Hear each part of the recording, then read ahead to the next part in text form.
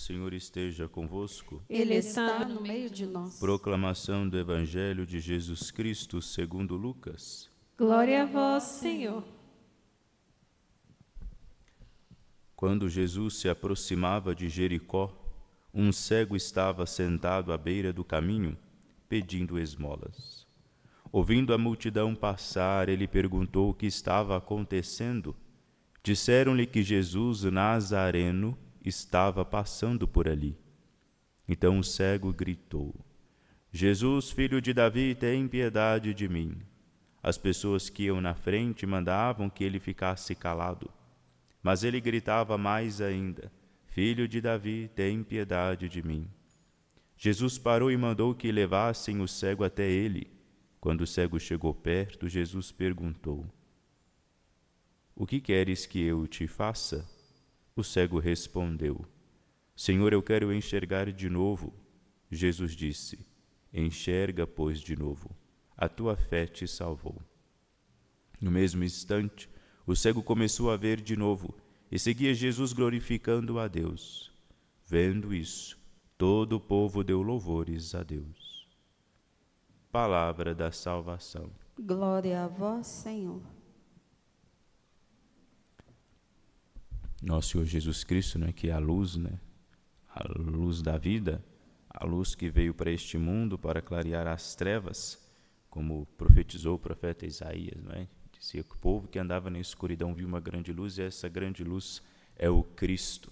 Iluminados pelo Evangelho, pela sabedoria que está contida nesse Evangelho, no qual nos é narrado um cego, mendigo, à beira do caminho, pedindo a Cristo que lhe concedesse ver novamente. Aqui tem um pouco de semelhança com Bartimeu. Tem muitos detalhes riquíssimos lá na leitura do cego Bartimeu, mas aqui o detalhe que salta aos nossos ouvidos é quando diz que o cego pede para ver de novo, ou seja, é entender que outrora possuía a vista, mas ele a perdera. Ele via com clareza, mas depois ele perdeu. E depois de ter perdido a vista, ele estava aí, claro, ficou impossibilitado de andar. Provavelmente, o fato de ser mendigo deve ser essa sua deficiência. Mas o que isso toca a nós? O que isso toca a nossa alma? O que isso toca a nossa vida de cristão? Isso toca a vida de oração. A visibilidade, cuidado, porque a visibilidade, a clareza que Cristo traz a nós, ela é gratuita, não há dificuldade em obtê-la, mas também ao mesmo tempo que não há dificuldade para obtê-la, não há tanta dificuldade para perdê-la. A vista, os olhos, a clareza que a fé nos dá, nós precisamos cuidar disso, nós precisamos cuidar delas para que nós não a percamos, porque muitos são iluminados com a luz da fé, depois vão se perdendo, a visão vai ficando turva até que volte a cegueira de novo. Isso é muito comum hoje em dia, com esses tantos movimentos que tem aí muito bonitos, evidentemente não tem como negar, que são de fato suscitados pelo Espírito Santo, e muitas pessoas são mergulhadas no Cristo por esses tantos movimentos. Mas, ao mesmo tempo, tantos que entram são os tantos que saem. Tantos que começam a enxergar também são tantos que voltam a ficar cegos novamente, porque atraídos por um frenesi, não perduram. Aquela antiga frase, fogo de palha. A gente não pode ficar com essa espiritualidade, esse jeito de ser católico como se fosse um fogo de palha. Se houve alguma coisa frenética que chamou nossa atenção em primeiro lugar, que nós tentemos não ficar só com aquele momento, mas que nós tentemos alimentar essa chama para que ela não se apague, porque se nós não alimentarmos, ela vai se apagar. Tudo começa assim, nós somos impactados. A caminhada de fé, a propagação do Evangelho começa com impacto. Cristo impactava, por exemplo, com os seus milagres, com os seus prodígios, com os portentos que realizava, causavam impacto. Alguns ficavam admirados, mas ficavam naquela admiração exterior e não faziam mais nada. Muitos, sabiamente, ao verem os milagres, a sabedoria das palavras de Cristo, impactados, começavam a se questionar: quem é esse homem? De onde ele vem? E buscavam dar respostas a essas suas perguntas, indo atrás dele, seguindo ele. E quando seguiam a Cristo, se aproximavam dele, começavam a criar uma outra coisa, criar o afeto. Viam naquele homem, de fato, um grande amante. Começavam a ver que aquele homem não era um homem comum, que era um homem especialíssimo. Começavam a beber mais e mais aquela sabedoria e ficar enriquecidos dessa mesma sabedoria. O coração de pedra daqueles que aproximavam de Cristo ia tornando-se um coração de carne, ia se amolecendo. A frieza ia sendo dissipada. A cegueira começava a desaparecer. Íamos clareando a vista, chegava lá até um grau de miopia, até, enfim, poder enxergar plenamente, poder ter, a visão que Cristo nos concede, a visão da fé, de enxergar aquilo que Cristo enxergava, enxergar aquilo que Cristo é, enxergar a realidade da salvação. Por que para nós aquilo que Ele traz é tão importante? Usar a nossa inteligência no seguimento de Cristo para começar a ponderar, isso tudo, claro, auxiliados pela fé. Mas existem pessoas que se aproximam de Cristo exteriormente, ficam apenas no externo e não adentram. E não adentrando, evidentemente, elas vão voltar a ficar cegas de novo e vão ficar nessa situação do cego. Mas na infinita bondade, na misericórdia de Deus, que não desiste dos seus, de novo, quantas vezes for necessário, ao gritarmos e pedir para que Cristo tenha compaixão de nós, Ele vai ouvir. Ele vai ouvir. Mas Ele vai pedir para que nós vamos até Ele também. Ele escuta e responde. Ele não vai lá no cego. Vamos entender como é que é a lógica, como é que Cristo trabalha.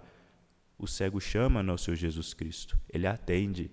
Mas ele não vai lá, meu pobrezinho coitado, vem aqui, deixa eu te adular. Porque tem gente que acha que quando chama o Cristo para vir, para ter compaixão da sua miséria, para ter compaixão da sua pobreza, tem gente que quer que Cristo venha e sente-se ao lado dele e fica ali na beira da estrada, compartilhando da pobreza, pedindo esmola com ele. Não, Cristo não vai fazer isso. Cristo, ele vem, mas ele pede para que você saia de onde você está.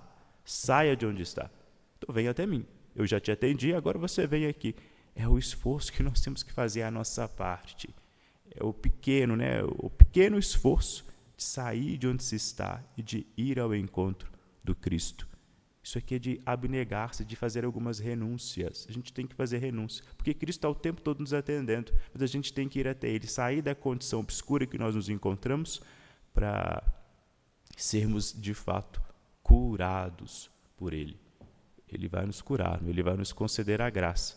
Mas a gente também precisa fazer a nossa parte, porque sentados no nosso lugar, nada vai acontecer, as coisas não vão mudar, nós não iremos nos transformar.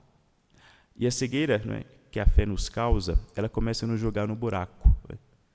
João, no livro do Apocalipse, escrevendo às igrejas, João ele diz reconhece todos os méritos daquelas igrejas. Olha, vocês identificaram os falsos apóstolos. Começaram a identificaram os falsos apóstolos, conseguiram enxergar quem dizia a verdade, quem não dizia. Conseguiram ter clareza para diferenciar, tinham sabedoria para escolher. Este homem aqui traz a palavra da salvação, este aqui não. Mas parece que eles voltaram, estão meio que regredindo, porque João ele vai chamar a atenção deles para uma realidade triste. Está dizendo que eles se afastaram, abandonaste o primeiro amor. Eles estão caindo aqui pelo que parece. Veja, eu estava dizendo, quando fica impressionado com Cristo, entra no segmento dele, começa a ouvir e beber daquela sabedoria, mas no final o que cresce é o afeto. O afeto, como tem o próprio São João Evangelista, que amava e era amado por nosso Senhor. O amor visceral que tinha por Cristo, que tinha Pedro, eles amavam a Cristo, estavam unidos por Ele por um vínculo afetivo. Sim, eram amigos de fato, tinham um relacionamento amoroso.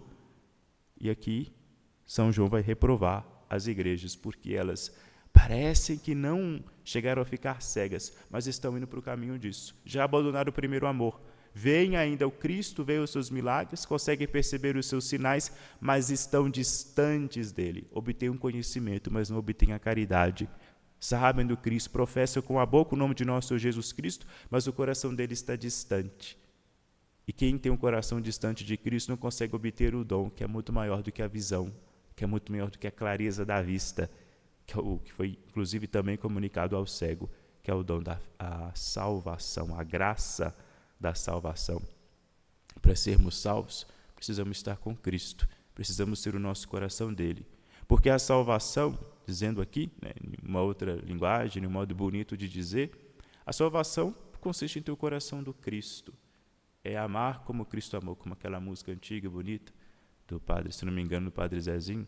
É amar como Jesus amou, viver como ele viveu, pensar como ele pensou, ser um tal como Cristo. Porque o prêmio da vida eterna é um prêmio que é do Cristo, não é nosso. Cristo, ele compartilha conosco, ao passo que nós, aceitemos aquilo que ele colocou à nossa disposição, que nós compartilhemos também do seu coração, que nós nos assemelhemos a ele.